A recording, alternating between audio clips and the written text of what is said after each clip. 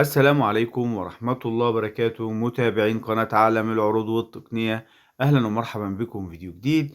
لما بكون عايز نت مجاني من فودافون بطلب الكود نجمة 365 شباك وبعمل اتصال، ولازم أكون على نظام فليكس.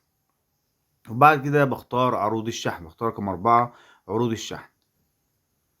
بيقول لي اشحن ب36 جنيه أو أكتر النهاردة وهكسب 750 وحدة لكل الشبكات ونت هدية.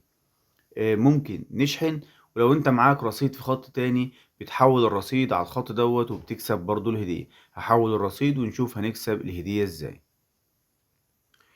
بعد ما حولت المبلغ المطلوب للخط دوت جالي رسالة بالهدية: مبروك كسبت هدية مجانية 750 وحدة لكل الشبكات ونت صالحة لمدة يوم، والدقيقة للشبكات الأخرى ب10 وحدات. وعشان نستفيد من الهدية هنطلب نجمة 365 شباك. هنطلب نجمة 365 شباك وبعد كده هنعمل اتصال.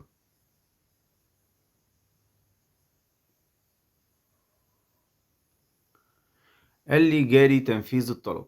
هنستنى كده لغاية ما يجيلنا رسالة التأكيد بالهدية، وهتبقى صالحة معايا لمدة زي ما قلنا 24 ساعة. زي ما احنا شايفين كده اهوت. انت دلوقتي تستمتع ب750 وحدة لكل الشبكات ونت ببلاش لمدة يوم من عروض نجمة 365 شباك.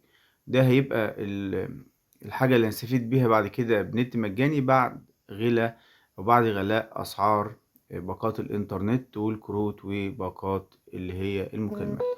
أتمنى يكون الفيديو عجبكم، أتمنى تعملوا لايك وشير للقناة، والسلام عليكم ورحمة الله وبركاته.